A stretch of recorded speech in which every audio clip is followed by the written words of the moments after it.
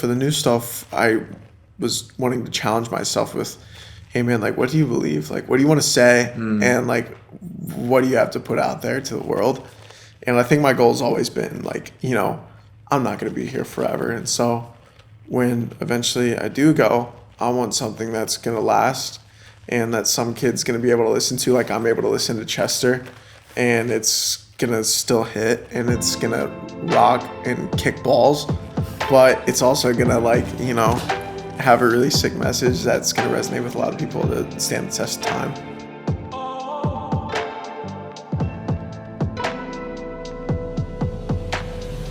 Hey guys, welcome and thank you for coming back to CM Conversations. We're here today with my good friend, John Harvie. What's up? Welcome. Thanks, dude. Dude, it's honestly really crazy to think back that I knew you and you knew me as football players in high school. Yes. We played on that JV team. You did? Killing it. And you blocked for me. I did. I had to make sure you were safe. You were smaller than me at the time. I think I was like a junior and you were a freshman or something like that. And you were also the one I trusted the most. It's because I like to hit people. That's the only thing I was good at. And I praise God for that because I remember thinking about it. I could bench more than my left tackle. And that scared me so much. It's not a good feeling. But all that to say, it's insane that we're here in Nashville, coming from Louisville, Kentucky. I mean, tell us the story of John as a young football player from Louisville that I knew as like a freshman, sophomore. Yeah. Now as like this star Nashvilleian who is crushing it in the rock scene. For like the Spark Notes version, I really wanted to play football. Like that was kind of my dream in high school. Like I'd always wanted to do music. I knew that was like my passion. That's what I was going to end up doing long term. But I'd wanted to play college football so bad, but unfortunately I was blessed with really horrible shoulders. And so I had torn my shoulder, my left shoulder junior year, and literally a week before our first game senior year, I tore my right shoulder, lost any offer that I had, and I just had kind of filled the void that I had in my heart from that with music, because that was honestly one of the only things I was really there consistently for me in my whole entire life, and it made me feel really safe. Yeah, dude, I came to Middle Tennessee 2018 to study music business, and I like the music business, but I don't love the music business, and I found that out pretty quick. And so I transferred over to commercial songwriting my junior year. Very conveniently, that's when COVID hit. Classic. Yeah, amazing. And, when that happened, I was like home in Louisville for a long time. I just had a lot of time to think about really what I wanted for myself. And I felt like my school, Middle Tennessee, had done a great job of like preparing me for what I needed to know. And I felt like I really learned my basics. But I kind of knew that there's not a lot of things that I could learn in the classroom and that I needed to learn out in the field and like actually try and fail and figure it out. And so I just took that leap of faith in 2020, October 28th, 2020. I love that you know the Or date. 2021, maybe. I might be. I love that you're close to the date. I'm really close to the date. Yeah, it was 2020. Actually, no. It's okay. I did the same thing about my wedding anniversary. Oh, so. That's not as good to do that. 21, 2018, yeah. It was 1 year's difference, no worries. Yeah, dude, so I just kind of took that leap of faith, dropped out. I had nothing to my name. I had maybe 3 bad to decent demos. I just started working TikTok because my manager at the time was like, yo, you should really try this out, man. And so I was like, okay. And at first I was kind of like that asshole that thought like TikTok was just for like dancers and shit. But I really looked at it eventually as like a way to promote your art. And it was a really creative tool. And so I started doing it, and people ended up really liking my voice. And so it was New Year's Eve. I had my first video go viral. I like woke up with like 13,000 followers the next day or something, like from 0 to like 13,000 real quick, and like had like 1 million views. And I messed up a Fall Out Boy song. That's how it happened. And then, just all these labels started hitting me up. And that's kind of what started my journey of really getting plugged into Nashville and the writing community and really getting into like what I really loved, which was writing music and stuff like that. And yeah, I just like worked really hard from there and kind of built this career that I have so far that's very young still. And it's been an amazing journey so far. I've loved it. No, it's been so fun to follow because I remember we had like biscuit sandwiches or somewhere, like probably like at this point 2.5 years ago. Yeah. And you were still at MTSU talking about dropping out. Yep. And so to go from that to, I heard the demo, I think, for Bleach. Yeah. And was like, okay, where did this come from? Yeah. And it was just so sick that I remember we did the like first visualizer or whatever it ended up being called for it. Yeah, visualizer in your music video. fraternity's backyard. Yep. And I think we did more conditioning that day than we did in all of our Dude, high school football. I did experience. about 7.5 150 sprints. Oh god. Yeah, dude. It was. Did you throw up at any point? I dry heaved Okay. after the 6th one, and you gave me about 30 minutes, dude. And then I pulled it together. We did one final one, which ended up being the take, I believe. And yeah, bro, it was a great day. Oh, dude, it was so much fun. And I mean, your commitment. I think you like painted your arms. It was a lot. But I mean, like to this day, it was like some of the most fun I had on a shoot was just like going to a backyard and like trying to plan out this one take where we were literally like sprinting the entire time. Yeah, I mean, the thing I loved about it was how like raw it was, and like it was like each take I was like fighting for my life. It felt like it was just like, dude, it's just like that artist desperation of just like how bad do you want it, you know? And like it was really fun to figure out. And dude, that's a core memory that I'll never forget. So yeah. And so Bleach drops, it gets like 1 million streams in what, like the first 2 weeks, 2.5 weeks? 18 days. Yeah.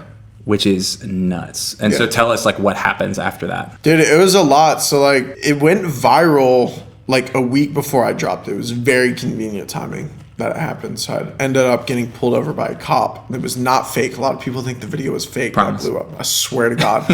So at the time I was broke and working for UPS, and my headlight and my taillight was out. I was DDing my manager at the time, and a cop had pulled me over because obviously my taillight and my headlight were out. And so when we were talking to the cop, all of a sudden my manager was like, yo, I know that dude. Like we did Nashville Predator hype videos in high school together. I was like, oh my goodness. And so they made the connection with each other. And so when he left to go back, I was like, dude, I'm going to ask him to do it. I was like, dude, you want to react to this song? Like, I got one coming out. And then it happened. He loved it. And then that is what blew up, you know, drew up the pre-saves and stuff like that. And the song just like kind of naturally grew. And it was really sick. And then after all that stuff was happening, I had this artist named Lil Aaron, who's like a good homie of mine and like a great writer, you know, like all sorts of cuts, like Lizzo and any punk rock artist, you know. He wanted to drop a verse on it, so I did that. That helped drive momentum like crazy. And then just like the labels came knocking at that time. It was just a really fun, fresh experience, and it was scary, but it was equally as rewarding and fun. Man, yeah, after that, I was like, man, like let's get an album done. And, you know, I was kind of unintentionally writing an album at that time. Yeah. And so by the time I had signed, you know, I'd had, you know, about 70 songs or something done, and we put it together. Nowadays, that's just one record, but you know. Yeah, literally. Yeah. It's a Morgan Wallen record, you know, but yeah, dude. So, you know, I've been writing a ton and getting better, kind of learning my style, what I want to say. And yeah, I ended up putting the first record out, Told You, in August of last year. And it was great, dude. Like, I'm so proud of it. And it just feels like a record in the time that I was at. Just like really young, energetic kid who had so much to prove, like to himself. 13 songs. And, you know, it did pretty well. I'm super proud of every single song on there. And it just felt very John Harvie at the time. And yeah, it was great. God, I love it. I mean, seriously, dude, the amount of times that I've almost broke my car's radio by how loud I played it driving down the road and probably speeding a little too much. Just yeah. You know, the adrenaline. That was the goal. Dude, I mean, it's such a good record. My wife loves it too. And that brings us into like this season where like you're in a new position as an independent artist. You're bringing on a full new wave of music. Tell us about that. Yeah, so like I think the cool thing about the first record was like I love pop punk and I love any band in that scene. Like I had grown up on it. I'd grown up on Fall Out Boy. I had grown up on Paramore and Sum 41 and stuff like that. And I had heard all this new music that came out, you know, kind of starting with that Machine Gun Kelly wave. And I thought it was great, but like I wanted to put my own twist on it. And so I tried to make it very Nashville to where it like had very folk songwriting and it was very energetic. Yeah. And it felt very raw. And I felt like I did a really good job of that. And it was awesome. But now, you know, I've kind of not fallen out of love with it, but I feel like I've grown past that. And I see myself as much more than a pop punk artist. Yeah. And so I've always been tethered towards heavy music. And like even as a kid in middle school as like, you 12-year-old. I loved metalcore music. Little angsty boy. Yeah, dog. Like, I love screaming music. Like, Linkin Park's my favorite band of all time, and like, I love the Foo Fighters. I love Muse and stuff like that. And 90s grunge really like resonates with me. And so I kind of wanted to do a sound that was a lot more darker and heavier. And I think the difference between the last record and what I'm putting out now is like, I feel like I didn't have that much to say on the first record. There were a couple songs where I felt like I was actually saying something. And I really love those songs. And so for the new stuff, I was wanting to challenge myself with, hey man, like, what do you believe? Like, what do you want to say? And like, what do you have to put out there to the world?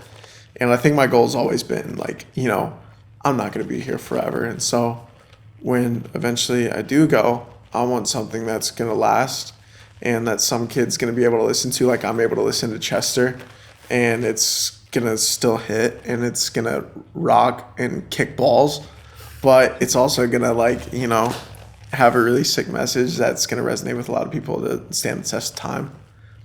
So yeah, it's a lot of new music is kind of like pop grunge. It's like Nirvana, Weezer-esque if it was like written by Ryan Tedder, No. So, in a pop blanket. So, Dude, golly, what a beautiful package to be able to wrap that into. Dude, I'm really proud. And I love whenever we got that burger probably like 3 weeks ago or a month ago or whatever, just the way that you described it to me is just like, I want to be the gateway drug to heavy. 100%. And that makes like, whenever I heard that and then you sent me over the songs, it was everything I hoped for. Cool. And it was just so fun. Like, I remember I was driving in the car with my wife and I was just like, hey, like, I know you love John's old stuff. Like, I want to play you his new stuff. And like, it's a little heavier. He's going for it. And she was like, oh, okay, I'm not really sure if I'm going to love it.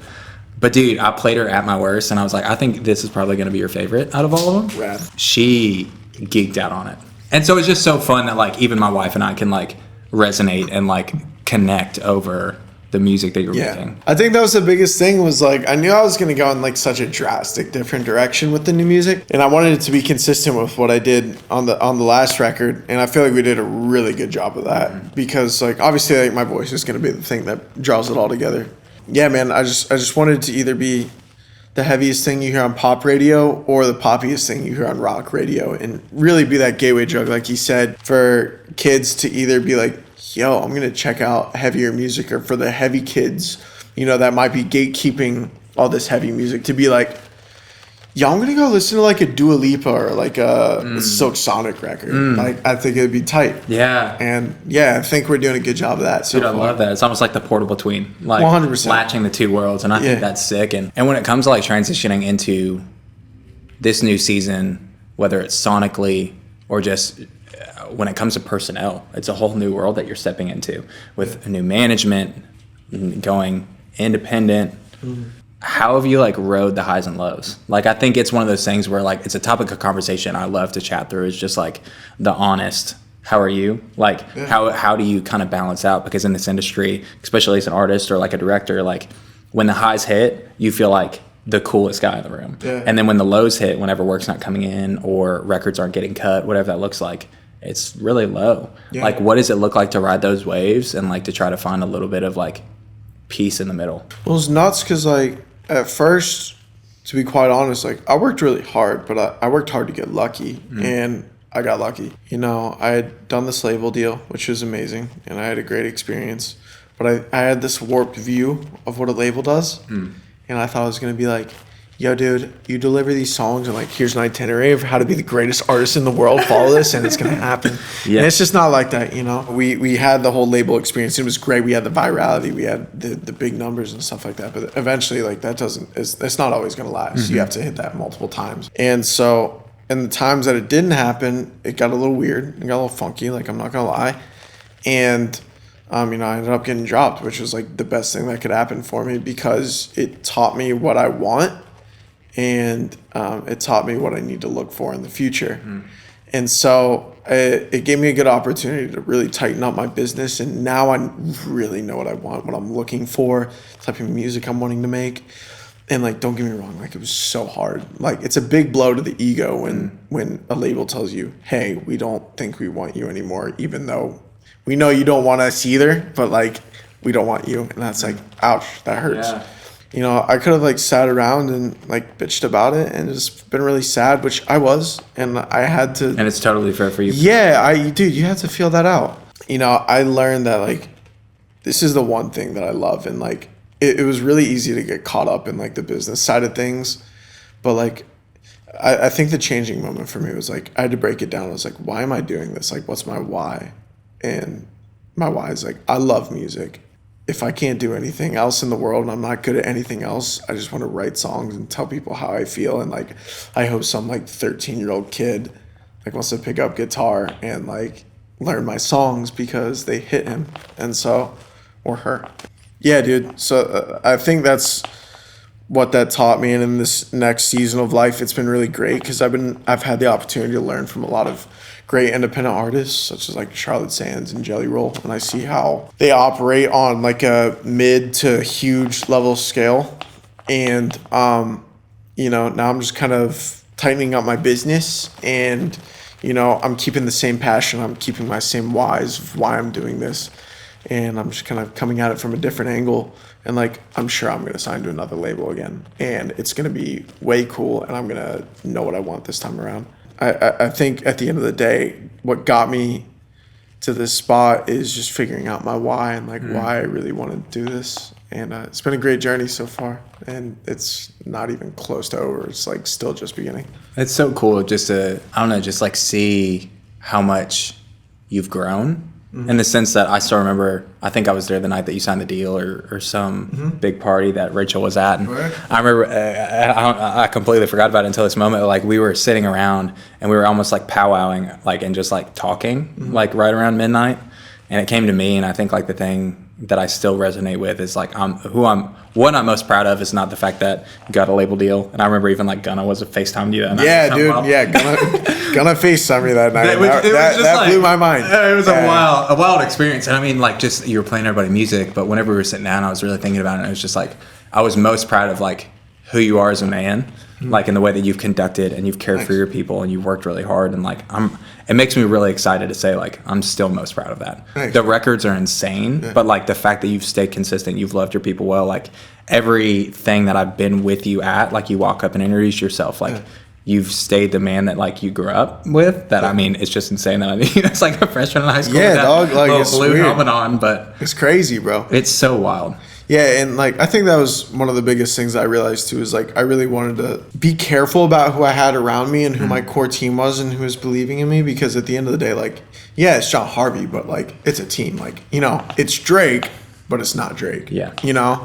I can't do what I do without everybody around me, whether it be those who I make music with, like Andrew sitting in the back, or whether it be, you know, my manager now, Rains, or my lawyer, and love her. Shout out Rachel Gutman is the best person in the whole entire world. Amen. Yeah, man. It's really important to like keep those around you that are gonna support you.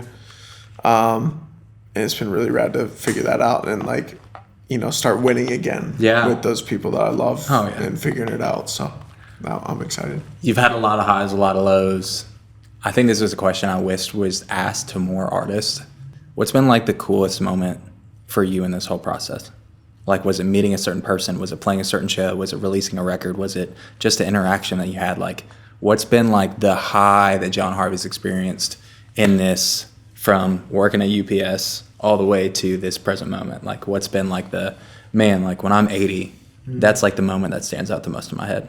I think, and I might go on a little bit of a tangent here, but Please. like, I think the coolest part was like I got a true taste of like what's possible and what's out there, and like I got a bite, but I didn't get the whole piece, you know. So like Shinedown was one of my favorite bands of all time. I found them through a Madden 09 All Play on the Wii soundtrack, which is like crazy. Deep cut, dude. Devour on the Sound of Madness record.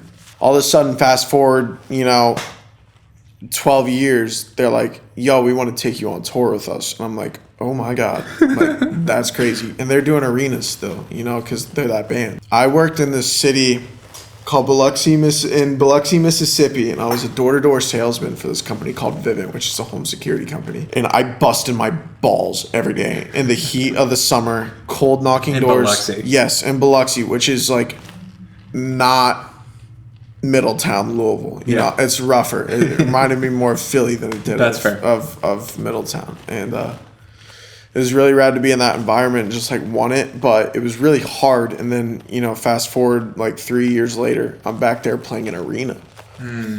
I play, you know, the song Beauty and the Bad Things. Next thing you know, all 10, 11,000, how many that room holds, they all hold their lights up. And it's like watching a bunch of fireflies, and you're like a kid at like 7 years old. And like I stopped the tracks because I like was tearing up a little bit. I was like, I just want to like take this moment in. But like I knew it wasn't going to last, you know, because after that tour came off, I knew I was getting dropped. I knew that it wasn't going to be pretty after that. But I got a taste of like what's possible. And that wasn't even my crowd. Like those are people I was trying to win over. Yeah. So I was just like, man, like Shinedown's able to touch this many people and like they resonate with their lyrics. And like, you know, it's not what if I'm able to do this. It's when I'm able to do this. Like, how am I able to do this? Yeah. Like, it's going to be so worth it. And so that was kind of the moment in my life where I was like, you know, we were in Biloxi again. And I was like, whoa, this is my first full circle moment. But like, this isn't the last one either. Like, I will do everything in my power to have that again. Like, I will not stop until I'm playing another arena. And, you know, all the lights are flashing back at me. But it's not even for me necessarily, you know? Like, it's just for everybody else. Like, what was really cool about that was, like, it was a really family vibe. And I felt like they were really impacted by it because, like, those are, like, blue-collar workers that work, like, 40 hours a week plus, you know? And that was their time to, like, let loose and, like, they bring their kids to that. And that's core memories for them. And I was just like, man, I really want to have that intimacy with, you know, another crowd when it's my show. Because my music touches people. No, and it's so cool, and I think it was so special that you had the perspective to be able to like enjoy that moment. I think for so often for me, like I get lost in just like, okay, like I'm on a music video set that I've worked really hard to get to, but I'm already like thinking about something else or X, Y, and Z, and so like to have that awareness to in that moment be like, wow. And it's so easy to get caught up in it and not take it in. But that was the first one that, like, I was just overwhelmed by emotion. I was like, oh, my goodness. I've, like, been dreaming about this in the shower since I was, you know, even 6 years old. Yeah. And I thought it was going to be my first band ever, Great Faith, which is, like, a Christian cover band, you know? And I'm like, whoa, like, we really, like, got a taste of what can be. Yeah. And it was really dope because I had my homies around me, like, playing in the band. And you were to bring your people with you, and it felt like something that like you were able to, that's so good. And like we got food to put on the table, so like I want to do that with them and like get paid up. But like obviously like that's just secondary, you know. I just want to have those moments with people that really love what we do and make them feel special too.